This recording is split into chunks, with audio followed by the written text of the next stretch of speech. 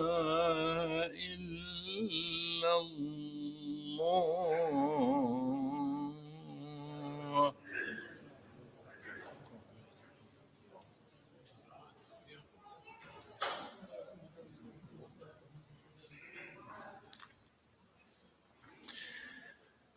إن الحمد لله نحمده ونستغفره ونستهديه ونعوذ بالله من شرور أنفسنا ومن سيئات أعمالنا. من يهده الله فهو المهتد ومن يضلل فلن تجد له وليا مرشدا. وأشهد أن لا إله إلا الله وحده لا شريك له وأشهد أن محمدا عبده ورسوله. رب اشرح لي صدري ويسر لي أمري واحلل عقدة من لساني يفقه قولي. وبعد. Allah subhanahu wa ta'ala in the Quran, in Surah Al-Kahf, last verse of the whole surah, Allah subhanahu wa ta'ala gives us a simple concept, yet very powerful. The Quran redefines for us the way we see life. It calibrates us. It gives us different core beliefs, different ways to perceive things that makes us able to cope with life and this journey to Allah subhanahu wa ta'ala no matter what we encounter. And in this verse, Allah subhanahu wa ta'ala says the following: فَمَنْ كَانَ يَرْجُو لِقَاءَ رَبِّهِ فَلْيَعْمَلْ عَمَلًا صَالِحًا وَلَا يُشْرِكُ بِعِبَادَةِ رَبِّهِ أَحَدًا. Allah speaks here about what? Whomever is looking forward for, longing, hoping. What drives us? What's my motivation? What are you looking forward for? What is your biggest aspiration? What is your goal? What is your hope in? Whomever his hope, his aspiration, his goal, the thing that he yearns for, the one, if I ask you, what do you hope for? What's your dream? Whomever his aspiration, motivation, goal is to meet his Lord. That I meet Allah subhanahu wa ta'ala and Allah's happy with me. That day, Allah tells me, well done, you are good. I look forward for that. That's my biggest aspiration. Whomever has this one, tawheedi aspiration, one, pleasing Allah subhanahu wa ta'ala, then فَلْيَعْمَلْ عَمَلًا صَالِحًا. That will make him action, will continue to do good, righteous deeds, no matter what he faces. And will never, وَلَا يُشْرِكُ بِعِبَادَةِ رَبِّهِ أَحَدٍ, will never take partners with Allah subhanahu wa ta'ala. What is this verse telling us? It's introducing us to a very important concept. What motivates me? What leads me to be always active? What prevents me from falling into despair? What prevents me from depression? What prevents me from saying, you know what, it's khalas, there is no use?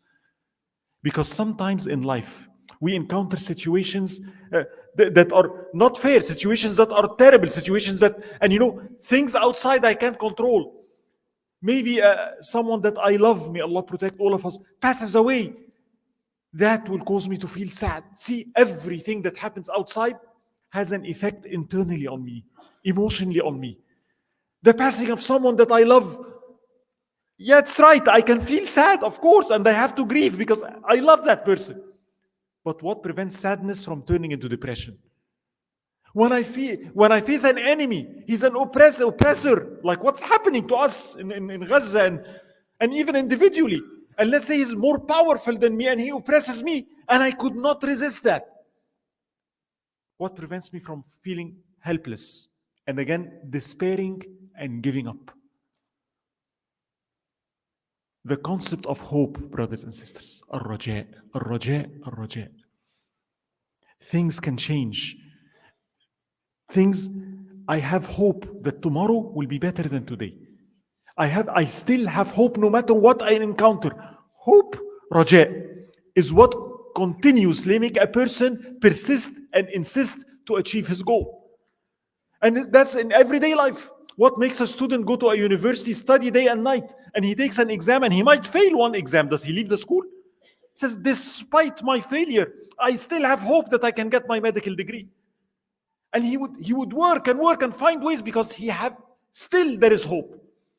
When somebody wants to get married and there is this Muslim girl that I love so much and I need to get married, I need to find a job. And if I can't find a job, maybe I can have another degree. And maybe if her father refuses, I'll ask the sheikh to help me out. He seeks different ways because he has hope. The hope of a believer, brothers and sisters, is different than the hope of a non-believer.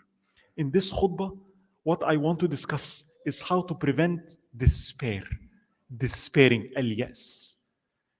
Because sometimes I can't control my environment. Sometimes negative things will happen. There are every reason sometimes in life for me to feel sad. It's not bad. Actually, it's legitimate. If I don't feel sad in certain situation, it means something is wrong with me. If my dear wife or father or mother or son, may Allah protect us, passes away, of course you have to feel sad. But how can I prevent sadness from turning into depression? Where I don't want to, I give up, I despair, I don't want to leave bed. That's depression. There is a difference between sad and depressed. Prophets felt sad. Yaqub alayhi salam, we all know. He loved Yusuf. He loved Yusuf so much. He lost Yusuf alayhi salam, and he cried till he lost his eyesight.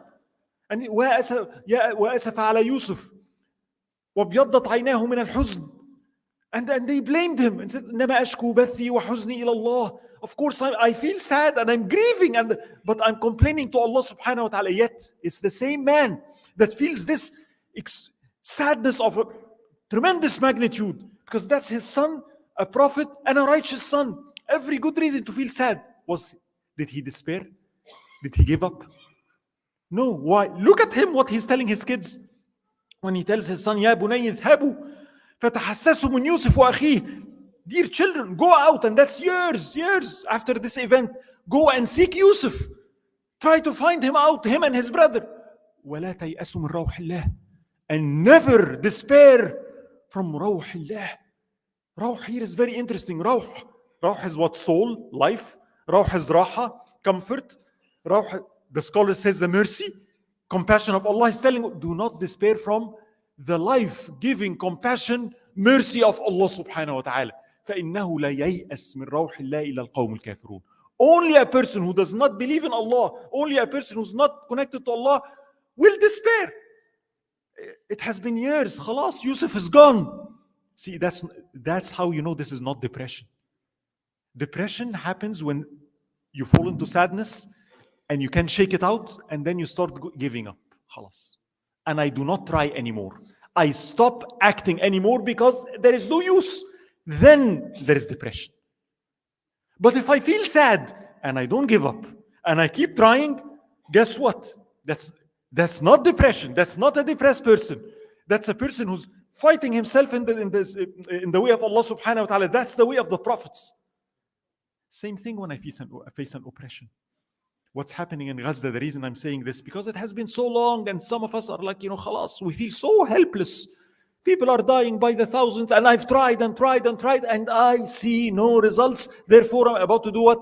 What good? Khalas, let me just stop trying because I despair. That's not the correct path. That's not the path of the prophets. That's not the path of Muhammad sallallahu alayhi wasallam. So how can I have hope despite what happens? So I can keep acting and doing. Two things I want to share with you. The raja in Allah, when my hope is in Allah subhanahu wa ta'ala, it's different in two different ways. Number one, and I will share the first one through an example I shared with you before, but it's very powerful, simple yet very powerful. The way scholars define hope, when you open, our books and say the definition of a raja in Islam, what is it? They say a raja هو النظر إلى سعة رحمة الله وقدرته والإطمئنان إلى مطالعة كرمه. Hope is when the sight of your heart is on Allah's vastness of His mercy and power and ability. And then feeling comforted by what? The compassion and the power of Allah subhanahu wa ta'ala. What does that mean? I'll give you a very simple example. Scientists, psychologists, when they want to measure depression, and because they make antidepressants, right? And they want to see how effective antidepressants is, right? You know what they measure? Hope. How? There is something called FST, forced swim test. You get a mouse, they throw him in water, and they time it. They start swimming and swimming. Okay, let him swim. Hour, 2, 3, 4, 5, 6, 7, then what happens? Khalas, he gives up. It's no good. I've been swimming for 7 hours. There is no way out. After 7 hours, what happens? The mouse starts what? Giving up. And he drowns. Because there is that's now what? He lost hope, he despaired. خلاص. Right? So they measure the antidepressant, how long will the mouse swim, right? A good antidepressant will make him swim 9 hours, And then they made this experiment that illustrates this concept. One scientist threw one of those mice, like in those containers, and at 7 hours he came and he rescued the mouse, got him out. Then he threw the same mouse again in water. This time, the mouse kept swimming 1, 2, 3, 6, 7, 8, 9, 10, 11, 12, 13, 14. What happened? He didn't despair. He didn't give up. Why? What is the difference? Because this time, the mouse is swimming, and what is he? In the beginning, he's swimming. What? I'll save myself. I can do it. You know how we tell ourselves? You can do it. Keep trying. And then after a while, I can save myself. But the second time, the mouse is swimming, and what is he looking at? He's saying the following: he will save. He's looking at the scientist, not to himself. I'm swimming not because swimming can save me. Maybe I can save myself, but he can save me. The scientist is very powerful. He saved me before. He can do it. He's Superman. He has super abilities. Although I can swimming, I have to swim, else I'll drown. But swimming is not what saves me. I'm swimming and my eyes are on him. He will save me. He will save me. He is coming. He is coming. I will never try because I'm sure he's coming. He saved me before. He will. He can. Keep going on. That's exactly the Islamic concept. So the first concept is what? There is a big difference between a person doing good things, trying to support our brothers and sisters in Gaza, trying to face an enemy, trying to get rid of his sadness. And he's trying and trying and trying and trying. And after a while saying, what? I tried. My abilities are not good enough. And another person who's trying and saying, Ya Rabbi, I'm trying. You see, I'm trying. Help me out. Help me out. As long as my eyes, my hope is in Allah, Allah's ability, Allah's mercy, not in my effort. I have to do the effort, but I'm waiting for Allah subhanahu wa ta'ala. Doing the effort is my ibadah. But the change comes from Him. He is all powerful. As long as I see Him and my eyes are locked onto Him, I will continue to have hope. I will continue to work. I will continue to act. This is the first principle. The second, and this is very interesting also. See, when we speak about raja, hope is about what? A goal. Sometimes, what are you hoping to achieve? Sometimes it's halal things, legitimate things. Let's take an example of a mother and a father who have a kid. Very legitimate. And I hope that my son will become so righteous. Maybe he'll become a sheikh. Maybe he'll become a good doctor that helps people. That I have hope in this. I want this. That's my goal. It's not bad. It's good to aspire for something good for my kid. I have hopes for my son and my daughter that they become good. And therefore, now because this is my goal, I try my best. Maybe I should put them in an Islamic school. Maybe I should get them a sheikh to memorize, so they can memorize the Quran. Maybe I should take them to Saudi or Turkey or Egypt, to spend the summer there so they see a Muslim country. I'm trying different pathways to achieve the goal. So I have a goal. And then what? There is different ways to achieve it, right? If one gets blocked, I find another. If it gets blocked, I find the third one, right? Here is the danger. Any legitimate goal, including the one I said, any legitimate goal, you might get it, you might never get it. If my biggest goal in life, my center of is my kids, their well-being, that they're good Muslims, it looks good, but may Allah protect all of us. What happens if they don't? What happens if they die? What happens? You can't bring them back to life. That goal can no longer be attained. If that was my central goal, if that was my thesis of life, if everything is hinging on it, I will collapse. Because there is no pathways to that goal anymore. What do I do in that case? They tell you, you have to seek another goal. But I don't have anything. I lived my life for that, and look what happened. That's when people are devastated. Hope in Islam is different. There is only one goal that never gets blocked. If my goal, this is the second point, is the following. My goal is to please Allah. My goal is to meet Allah and He's happy with me. My goal is to be with Muhammad sallallahu alayhi wasallam in Jannah. There is always a way to please Allah subhanahu wa ta'ala. No matter what you encounter, no matter what happens to you. Let's say unjustly, I've been taken and thrown into prison, deprived of my family. You're completely helpless, in chains. You can do nothing at all. You're at the mercy of the oppressor at this point. Can you still please Allah? Yes. See, the goal is never blocked. If I have been sinning for 100 years, I have 5 minutes left in my life. You cannot become a doctor. You cannot fix your mistakes. Can you still please Allah in 1 minute? Yes. I can say لا إله إلا الله. من كان آخر كلامه لا إله إلا الله دخل الجنة. Whoever his last word is لا إله إلا الله will enter paradise. As long as I'm living, I have hope. Because my hope is what?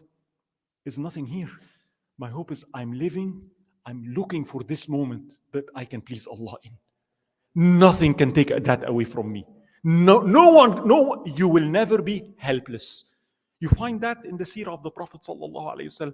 And I'll quickly give you maybe 1 or 2 examples. First example, Auf ibn Malik. He got imprisoned. He got captured by the non-believers. And his dad sent to the Prophet sallallahu alaihi wasallam, my son, he's a prisoner. What can we do? We can do nothing. Tell me what to do. Help me out. And the Prophet sallallahu alaihi wasallam told him, Murhu an yukthir min qawli la hawla wa la quwwata illa billah. What is he doing, sallallahu alaihi wasallam? Even in that situation, he's sitting in his shackles. What can we do? Maybe we can't free him, but there is still a ibadah he can do. Tell him that the ibadah of this situation is what? To say la hawla wa la quwwata illa billah. There is no change of state. There is no power to change anything except by Allah subhanahu wa ta'ala. You're not helpless because you can still please Allah in that situation. And the way to please Allah in that situation is what? Do that dhikr. And Auf said, I started doing this dhikr a lot. And then subhanallah, one day he pulls his hand and it goes out of the shackle. He said, subhanallah. And then his legs, he pulls his legs and it goes out of the iron shackle. Subhanallah. But then how will he go back to his family in Medina? It's a long way. He said, Bismillah, la hawla wa la quwwata illa billah. He opens the door and he said, I found a camel. Somebody tied a camel outside of it. So he said, I rode the camel. Now he has a ride. But it doesn't even end there. He said, on the way out, that tribe, they had a place where they keep all their camels. He said, on the way out, I saw that place. So I unlocked the door and all the camels of the tribe, maybe 100 camels, started following my camel. And his dad is sitting in Medina and he says, I hear my son, Auf wa Rabbil Kaaba, I hear. And he goes out, he finds his son, not only on a camel, and the 100 camels behind him. Subhanallah, see, Allah has His ways. But sometimes it doesn't work this way. You have the other example that we discussed before, Khutbah ibn Adi got betrayed, and it was a terrible thing that happened. They go to the Prophet sallallahu alaihi wasallam, a tribe, and they say, hey, we became Muslims. We want someone to teach us Quran. Send some people with us to help us memorize Quran. And the Prophet sallallahu alaihi wasallam sent some of his companions, and they betray. See, people can betray. They're wicked people. They weren't Muslims, so they betrayed, and they captured those companions of the Prophet sallallahu alaihi wasallam. And their plan is what? Go sell them in Mecca for money, because they will buy them. And they took Khubayb ibn Adi, the man that left his wife, left his kids, left his everything in Medina, so that I can teach you Quran. He was betrayed. And now he's in chains, and they're dragging him to Mecca, and they sold him there, and people there told him, you will see what will. They were angry. It's not going to be just death, it's going to be torture. We're going to torture you to death. And they put him in a house and they locked him. And you know what happened?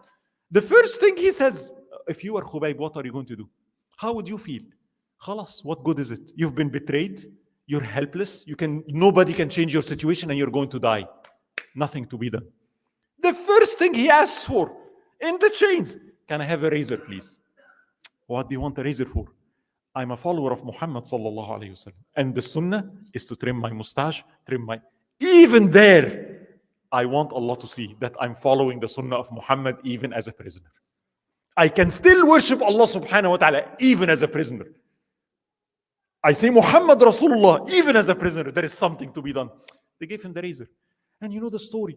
They became very interested in this man because it's different. And the woman of that household said, I entered onto Khubayb, and she saw the following scene, which I shared with you before. She said, I saw Khubayb sitting in chains with the razor in his hand and my son on his lap, 2 years old. He was in such peace, the children of the household used to play with him. So she saw what? Her son on his lap and a razor in his hand. And she was, if you were Khubayb, what would you do? Aha, get the son, get the razor. I want a horse right now. Right? There is hope to escape now. Khubayb looked and he saw the woman was scared. He said, are you thinking I'm going to harm him? ما يكون لي أن أفعل هذا وأنا من أصحاب محمد.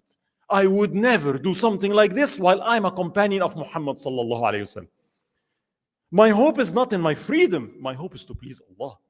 Even if I die, it does not matter. I will never lose on that for any other thing. And they became very interested in that man. And yeah, it happened. They took him and now they're going to execute him. Khalas. What would you ask for? Khubayb says, okay, I have one request. Let me pray 2 rak'ahs for Allah. Even there, I can still please Allah subhanahu wa ta'ala. The ibadah is to, and everybody's watching Khubayb as he prays those 2 rak'ahs and people, and they crucify him.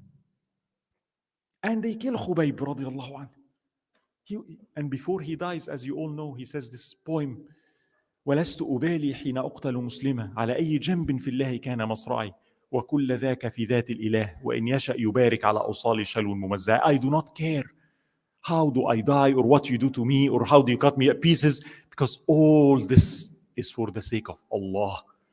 I can still please Allah even there. I'm not helpless. There is still, is Allah pleased? Yes, it's all good. That's what I want till the last minute. And says, if Allah wills, He'll bless my body parts even if you tear me into pieces. Khubayb died. Allah didn't save him. Did He? Who won? Khubayb or the other people? Khubayb is the winner here.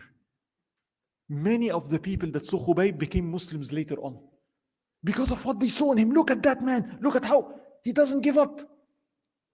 It changes people. Allah wanted to give him something bigger than his life. He wanted to give him shahada. Hope, brothers and sisters. There is a big difference. It is extremely dangerous if I put my ultimate goal, my ultimate hope in something that is of the creation of Allah subhanahu wa ta'ala. Everything dies. Everything perishes. Any other goal other than Allah might happen, might not happen. My son might live, might die. My job can stay, I might lose it. My health might be there, might be gone. People, they are good today, they might not be that good tomorrow. Things change. Only Allah doesn't. So the hope of a believer is in the hope of pleasing Allah subhanahu wa ta'ala. That's the only path, the only hope that keeps us going no matter what happens in life. And rest assured, when this is my hope, nothing can stand between me and that hope. There is always a way. I can always please Allah subhanahu wa ta'ala in any condition. أقول قولي هذا وأستغفر الله.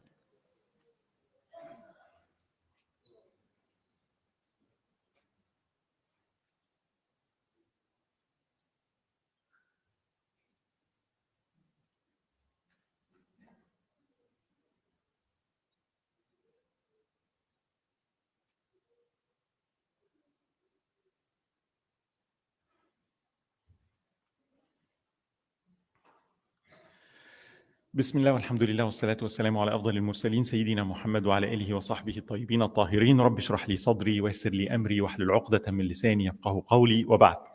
I'll just finish with one inspirational story recent from our times, just to illustrate what I'm speaking about for you. And it relates to what's happening in Palestine. And this is a story of someone I personally know. And what happened in 2008. Israel bombs Gaza. And he's a doctor, surgeon, lives in Egypt.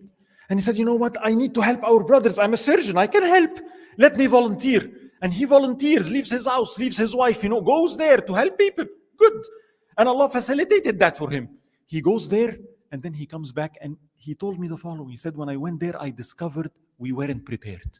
I told him, what do you mean? He said, we went there and most doctors from Egypt, they started asking, where is the X-ray machine? Where is the MRI? What MRI machine, man? They're being bombed, right? What are you asking for? He said, I discovered we were not prepared to deal with trauma. We're prepared to be doctors to be a doctor in such kind of military situations. It's a different training we did not take. Nobody taught us this, yet it's happening daily. He said, and here is what he did. He did not keep blaming himself. He said, I need to get prepared for next time. See, long range planning. He spent thousands of dollars going to Europe, America, taking classes, taking courses about what? Trauma. How to be a doctor, a surgeon in a traumatic situation, what to do, how to treat when you have 10 people and you have which one to treat.